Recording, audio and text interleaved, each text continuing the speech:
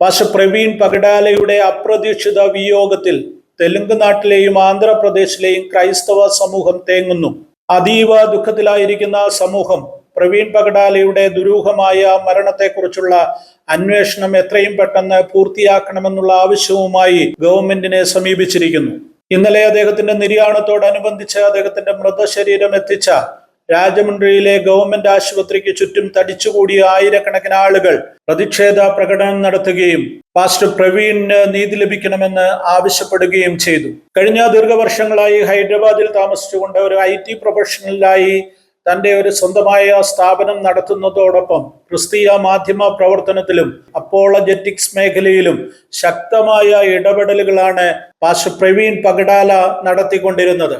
പ്രത്യേകിച്ച് മുസ്ലിങ്ങളുമായിട്ടുള്ള സംവാദങ്ങളിൽ ക്രൈസ്തവ ഉപദേശങ്ങളെ സ്ഥാപിച്ചുകൊണ്ടും ക്രൈസ്തവ വിശ്വാസത്തിന്റെ ഔന്നത്യം വ്യക്തമാക്കിക്കൊണ്ടും അദ്ദേഹം നടത്തിയിരുന്ന സംവാദങ്ങൾ തെലുങ്ക് നാട്ടിൽ ഉടനീളം ക്രൈസ്തവ വിശ്വാസത്തിനെതിരെയുള്ള മുസ്ലിങ്ങളുടെ പോരാട്ടത്തിനെതിരെയുള്ള പ്രതിരോധ മുഖം തുറക്കുകയും ആയിരക്കണക്കിന് ആളുകളെ ക്രൈസ്തവ വിശ്വാസത്തിൽ ഉറപ്പിച്ചു നിർത്തുകയും ചെയ്തു എന്നുള്ളത് ഏറ്റവും പ്രധാനപ്പെട്ട പ്രത്യേകതയാണ്. ഈ രംഗത്ത് ഇന്ത്യയിൽ ഉടനീളം പ്രവർത്തിച്ചു കൊണ്ടിരിക്കുന്ന സാക്ഷി അപ്പോളജറ്റിക്സിന്റെ പ്രവർത്തനങ്ങൾക്ക് തെലുങ്ക് നാട്ടിൽ നേതൃത്വം നൽകിക്കൊണ്ടിരുന്നതും പാസ്റ്റർ പ്രവീണായിരുന്നു. പാസ്റ്റർ പ്രവീണിന്റെ നിര്യാണം ഇന്ത്യയിലെ അപ്പോളജറ്റിക്സ് മേഖലയിൽ പ്രത്യേകിച്ച് തെലുങ്ക് നാട്ടിൽ വലിയ ശൂന്യതയാണ് ഉണ്ടാക്കിയിരിക്കുന്നതെന്ന് ആ രംഗത്ത് പ്രവർത്തിക്കുന്ന പലരും അഭിപ്രായപ്പെട്ടു. അദ്ദേഹത്തിന്റെ പെട്ടെന്നുള്ള നിര്യാണത്തിൽ അതീവ ദുഃഖത്തിലാണ് ആ കൂട്ടായ്മയിലുള്ള എല്ലാവരും തന്നെ. പാസ്റ്റർ പ്രവീൺ പഗഡാല തന്റെ പ്രൊഫഷണൽ ജീവിതം ഒരു IT പ്രൊഫഷണൽ എന്നുള്ള നിലയിൽ ആരംഭിക്കുന്നതിന് മുൻപ് തന്നെ ഒരു മിഷണറിയായി പ്രവർത്തിച്ചിരുന്നു. പ്രത്യേകിച്ച് മധ്യപ്രദേശിന്റെ അതിർത്തി ജില്ലകളിലാണ് അദ്ദേഹം തന്റെ പ്രവർത്തന കേന്ദ്രമാക്കി എടുത്തിരുന്നത്. ആ പ്രദേശങ്ങളിലെ ദളിത് സമൂഹത്തിന് വേണ്ടി ശക്തമായ ഇടപെടലുകൾ നടത്തുവാൻ ആ കാലഘട്ടത്തിൽ അദ്ദേഹത്തിന് സാധിച്ചിട്ടുണ്ട്.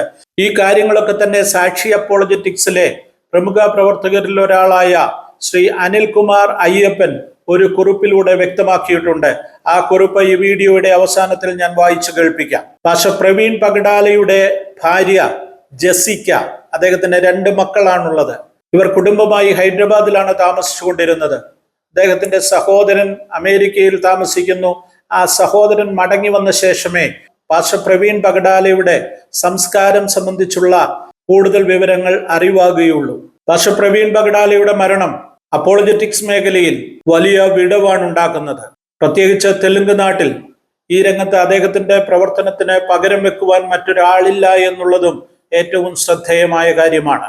കഴിഞ്ഞ ഒരു 10 വർഷം മുൻപ് വരെ മുസ്ലിം വിഭാഗത്തിൽ നിന്ന് ഇന്ത്യയിൽ ഉടനീളം ക്രൈസ്തവർക്കെതിരെ വ്യാപകമായ ആശയ പ്രചരണം നടന്നുകൊണ്ടേയിരുന്നു. വേദപുസ്തകം തെറ്റാണെന്നും മുഹമ്മദാണ് യഥാർത്ഥ പ്രവാചകനെന്നും ഒക്കെയുള്ള ബോധപൂർവമായ പ്രചരണങ്ങൾ ക്രൈസ്തവർക്കിടയിൽ നടത്തുവാൻ നിരവധി സംഘടനകൾ, മുസ്ലിം സംഘടനകൾ തയ്യാറായിരുന്നു. അങ്ങനെ അത് വ്യാപകമായി വന്ന കാലത്താണ് സാക്ഷി അപ്പോളജറ്റിക്സ് പോലെയുള്ള പ്രസ്ഥാനങ്ങൾ ഉടലെടുക്കുന്നതും ശക്തമായ പോർമുഖങ്ങൾ തുറന്നുകൊണ്ട് അവർക്കെതിരെ പ്രതിരോധ കോട്ട ഉയർത്തുന്നതും. കേരളത്തിലാണെങ്കിലും സമീപകാലത്തെ ഈ കഴിഞ്ഞ 10 വർഷത്തിനിടയിൽ ഈ രംഗത്ത് ശക്തരായ നിരവധി വ്യക്തികൾ മുസ്ലിം സംവാദ കാര്യത്തിൽ ഇടപെടുകയും ക്രൈസ്തവ വിശ്വാസം ഊട്ടിയുറപ്പിക്കുന്നതിനും അതിന്റെ ഔന്നത്യം വെളിവാക്കുന്നതിനും അവരെ കൊണ്ട് സാധിക്കുകയും ചെയ്തിരിക്കുന്നു. നിച്ച് ഓഫ് ട്രൂത്ത് പോലെയുള്ള ചില സംഘടനകൾ ക്രൈസ്തവരെ സ്നേഹസംവാദത്തിന് ക്ഷണിക്കുകയും ആ ക്രൈസ്തവ വിശ്വാസത്തിനെതിരായി നിരവധി കാര്യങ്ങൾ പ്രചരിപ്പിക്കുകയും ചെയ്തുകൊണ്ടിരുന്ന ഒരു കാലഘട്ടത്തിലാണ് ഈ രംഗത്ത് പ്രവർത്തിക്കുന്ന നിരവധി പേർ എഴുന്നേൽക്കുന്നത്. പണ്ഡിതോചിതമായി മുസ്ലിങ്ങളുടെ വിശുദ്ധ ഗ്രന്ഥങ്ങളിൽ നിന്ന് തന്നെ അവരുടെ ആശയങ്ങൾക്കെതിരായി അതിശക്തമായി പോരാടുവാൻ കഴിവാർജിച്ച ഈ സംവാദകരുടെ പ്രവർത്തനത്തിലൂടെ ഇന്ന് മുസ്ലിങ്ങളുടെ ഭാഗത്തു നിന്ന് ക്രൈസ്തവർക്കെതിരെയുള്ള ആശയ പോരാട്ടങ്ങൾ ഏകദേശം അവസാനിച്ച നിലയിലാണുള്ളത്.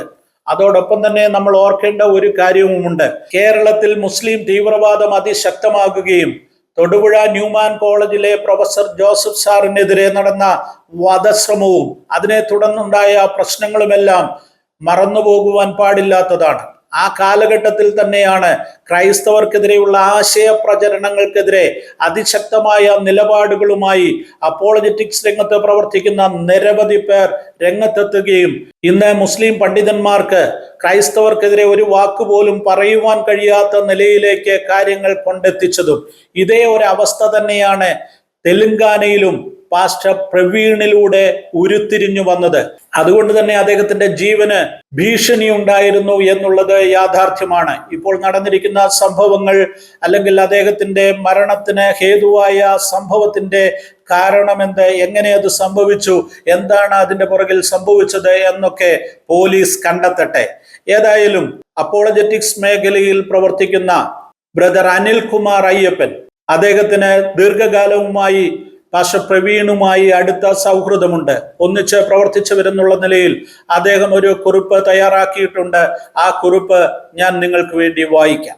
ക്രൈസ്തവ ന്യായവാദ മേഖലയിൽ ധാരാളം സംഭാവനകൾ നൽകിയ ദൈഷ്ണിക വ്യക്തിത്വത്തിനുടമയായിരുന്നു പ്രവീൺ. ഞാൻ അദ്ദേഹത്തെ ആദ്യമായി കാണുന്നത് 2012 ചെന്നൈയിൽ വെച്ച് സാക്ഷിയും ഒരു മുസ്ലിം വിഭാഗവും തമ്മിൽ നടത്തിയ ഖുറാൻ ദൈവവചനമോ എന്ന സംവാദ വേദിയിലാണ്. വളരെ ആധികാരികമായും ലളിതമായും ഇസ്ലാമിക പ്രാമാണിക ഗ്രന്ഥങ്ങളിൽ നിന്നുള്ള തെളിവുകൾ അനർഗളമായി ഉദ്ധരിച്ചുകൊണ്ട് അദ്ദേഹം സംസാരിക്കുന്നത് കേട്ടിരിക്കുന്നത് തന്നെ സന്തോഷം തരുന്ന അനുഭവമായിരുന്നു. അതിനുശേഷം പലവട്ടം തമ്മിൽ കാണുകയും സംസാരിക്കുകയും ചെയ്തിരുന്നു. ഇടയ്ക്കൊക്കെ വാട്സാപ്പിൽ brother Jerry Thomas conference call ഇടുമ്പോൾ സംസാരിക്കുമായിരുന്നു. 2018 പ്രളയത്തിന്റെ സമയത്ത് സാക്ഷിയുടെ നേതൃത്വത്തിൽ കേരളത്തിലേക്ക് ഭക്ഷണ സാധനങ്ങളും വസ്ത്രങ്ങളും മറ്റും കൊണ്ടുവരുന്നതിൽ പ്രവീൺ ഉത്സാഹം കാണിച്ചിരുന്നു. അതുപോലെ ലോക്ക്ഡൗൺ സമയത്ത് കൊറോണ ബാധിച്ച് ശ്വാസം കഴിക്കുവാൻ ബുദ്ധിമുട്ടിയിരുന്ന ഹൈദരാബാദിലെ ചേരി പ്രദേശങ്ങളിലെ സാധാരണക്കാർക്ക് വേണ്ടി ഓക്സിജൻ കോൺസെൻട്രേറ്റർ വാങ്ങി നൽകിയതും ഓർക്കുന്നു. ഹൈദരാബാദിൽ അദ്ദേഹത്തിന് സ്വന്തമായ ഒരു IT കമ്പനിയുണ്ട്. ഒരിക്കലേ ഞാൻ അവിടെ പോയിട്ടുള്ളൂ. ആ സ്ഥാപനത്തിന്റെ ഒരു ഭാഗം സ്റ്റുഡിയോ ആക്കിയിരിക്കുകയാണ്. സാക്ഷിയുടെ തെലുങ്ക് വീഡിയോകൾ പലതും റെക്കോർഡ് ചെയ്തത് അവിടെ വെച്ചായിരുന്നു. ക്യാമറാമാനെയും എഡിറ്ററെയും സാലറി കൊടുത്ത് അദ്ദേഹം അവിടെ നിയമിച്ചിട്ടുണ്ടായിരുന്നു. അതിന്റെ ഗുണം തെലുങ്കിലെ സാക്ഷിയുടെ പ്രവർത്തനങ്ങളിൽ കാണുവാൻ സാധിക്കും. ക്രൈസ്തവ വിശ്വാസത്തിനെതിരായി സംഘപരിവാറോ ജിഹാദികളോ രാവിലെ ഒരു വീഡിയോ ഇറക്കിയാൽ ഉച്ചയാകുമ്പോഴേക്കും അതിന്റെ മറുപടി സാക്ഷിയുടെ ചാനലിൽ വരുമായിരുന്നു. തെലുങ്ക് ക്രിസ്ത്യൻ TV ചാനലായ രക്ഷണ TVയിൽ വർഷങ്ങളോളം ആങ്കറായി പ്രവീൺ പ്രവർത്തിച്ചിട്ടുണ്ട്. രക്ഷണ TVയിൽ നടന്ന പല സംവാദങ്ങളിലും അദ്ദേഹം മോഡറേറ്ററായും സംവാദകനായും തിളങ്ങിയിട്ടുമുണ്ട്.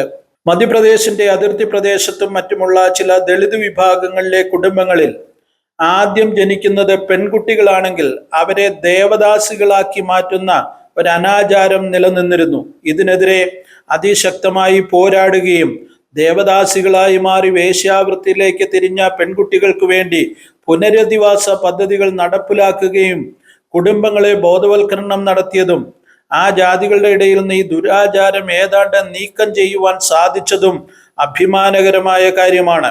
അതിന്റെ പേരിൽ ആചാര സംരക്ഷകരായ ചില സംഘപരിവാർ ആളുകളിൽ നിന്ന് അദ്ദേഹത്തിന് ഭീഷണിയും ഉണ്ടായിട്ടുണ്ട്. അതുകൂടാതെ തെലുങ്ക് ഭാഷയിൽ ക്രൈസ്തവ ഇസ്ലാം സംവാദങ്ങളിൽ ഇസ്ലാമിക പക്ഷത്തു നിന്ന് മറുപടി പറയാൻ പറ്റാത്ത രീതിയിൽ പ്രമാണങ്ങളിൽ നിന്നും കാര്യങ്ങൾ പറയുന്നതിനാൽ ജിഹാദികളിൽ നിന്നും അദ്ദേഹത്തിന്റെ ജീവന് ഭീഷണി ഉണ്ടായിരുന്നു. ജിഹാദികൾ പ്രവീൺ ബ്രദറിനെതിരെ ഭീഷണി മുഴക്കിക്കൊണ്ട് യൂട്യൂബിൽ ഇട്ടിയ വീഡിയോയുടെ ലിങ്ക് കൂടെ ഞാൻ ഇതോടൊപ്പം ചേർക്കുന്നു. അതുകൊണ്ട് തന്നെ ബൈക്ക് ആക്സിഡന്റിലുള്ള അദ്ദേഹത്തിന്റെ മരണം വെറുമൊരു അപകട മരണമാണെന്ന് പൂർണ്ണമായി വിശ്വസിക്കുവാൻ എനിക്ക് സാധിക്കുന്നില്ല. ബ്രദർ അനിൽകുമാർ അയ്യപ്പൻ തുടരുന്നു.